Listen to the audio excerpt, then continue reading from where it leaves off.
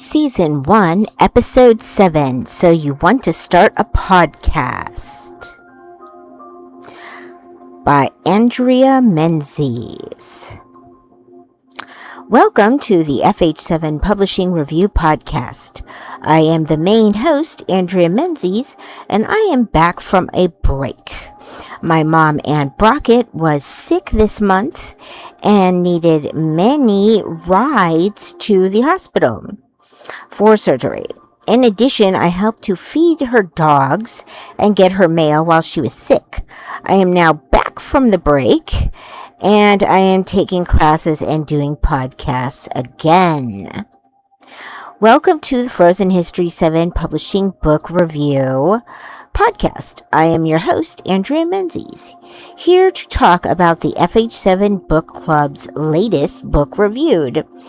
This is the Season 1, Episode 7 of the new season that has restarted distribution on Spotify. The advertisements are on Spotify, but the main shows, as always, are on Patreon at the URL patreon.com FH7 Productions 7. And the name on Patreon is fh7books.com to look up our information. For low fees like $1, you get the podcast, but at the higher tiers, you get access to Udemy classes on Discord links. In addition, all $20 donations get a free page of advertisement in our upcoming book on podcasts for the 2025-2026 year of podcasts. So that is an interesting thing a lot of people are forgetting, is you get the advertisement with the higher tier of information. Now, the staff of FH7books.com makes a book on tips and tricks for making your own podcast. It is a class on how to make your own podcast work best. We use our year of podcasts as examples for your own work. So it's about our podcast, but it's also about making your own podcast and learning all the details and tips and tricks in that. So keep in touch to learn more on that. It's going to be published very soon.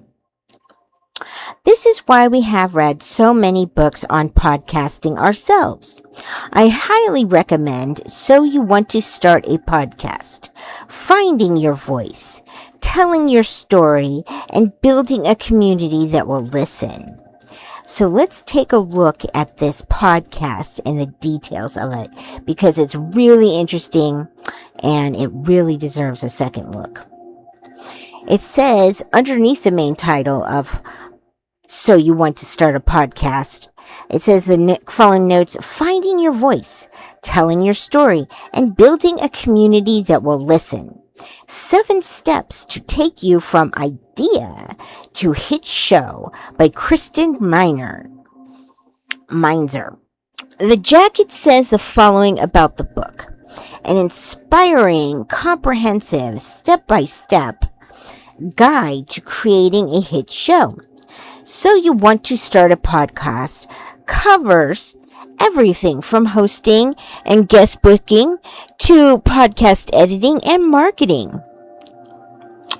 So You Want to Start a Podcast, it says in the advertisement that it's comprehensive, but notice how it says guest booking, marketing, content. It says nothing about the electronics involved. So be aware that is a thing that is not comprehensive about this book, is it's going to tell you nothing about tech support on podcasts. And then it goes on to say, while offering plenty of encouragement and insider stories along the way, though they are the fastest growing forms of media, podcasts can actually be tricky to create. Oh, tell me about it. And even harder to sustain. Few know the secrets of successful creating and knocking out podcasts better than producer and former director of nonfiction programming for Slate's sister company, Panoply. Miser has also hosted 3 successful podcasts, reaching more than 10 million listeners. Now she shares her expertise providing aspiring podcasters with critical information and guidance for their content creation journey to work smarter, not harder, as they start their own audio forum. Miser believes that we each have a unique voice that deserves to be heard. But many of us may need some help transforming our ideas into reality. So you want to start a podcast? Ask the tough but important questions to help budding podcasters define and achieve their goals. Now that we have heard her book description, let's talk about why her book stands out. A simple search on Amazon for the topic, How to Start a Podcast Book, will show hundreds of books on the market. There are Kindle books that cost 50 cents. There are For Dummies books on podcasts, and pretty much seems like all breathing mammals are writing books on podcasts. She has done many professional grade podcasts that have been promoted on news shows like NPR's News and BuzzFeed. She does a book of recommendations and reviews that is a podcast called By the Book. Hey, ever heard of someone who does book reviews? You're listening to one right now. And it notes that this is very popular as a subject for podcasts right now. So, book review podcasts, they're everywhere. And you're listening to one. But some of them are better than others. And this one is one of the best. And hers are one of the best. And it goes on to say, however, it was her teaching experience that hooked me into reading. She also teaches university classes on how to do a podcast, which is now an accredited class taught at schools as a form of journalism class. Many state, local, and presidential candidates compete to do interviews on popular podcasts, and podcasts are now a form of journalism. I studied print media journalism in high school and at classes in universities. However, the old world way of getting news in black and white print from the corner store is now going the way of the telephone, book, the horse-drawn carriage, the glass milk bottle, and cloth diapers. If you see them, they are a nostalgia novelty thing that is almost only novelty worthy. If you want to know modern journalism, you have to know the world of podcasts. So journalism that used to be black and white and red all over, it's not print media anymore. All the print media papers, almost all of them, are shutting down. And now it's all podcasters all over the net. But it's hard to tell the good from the bad. Anyone can, at home-based desktop publishing, make something that looks just like BBC World News. And so how do you know the good podcasts from the bad podcasts? Weird stuff is becoming popular. And so this book tells you how to tell good podcasts from bad podcasts and how to make your own podcast good and better, so you're not one of the bad ones that gets left behind, because it's all changing like a tornado nowadays. I like several things about Kristen Miser's book, So You Want to Start a Podcast. First, I saw the part on the cover where it said 7 steps to take your idea from hit show, and love that it had the number 7.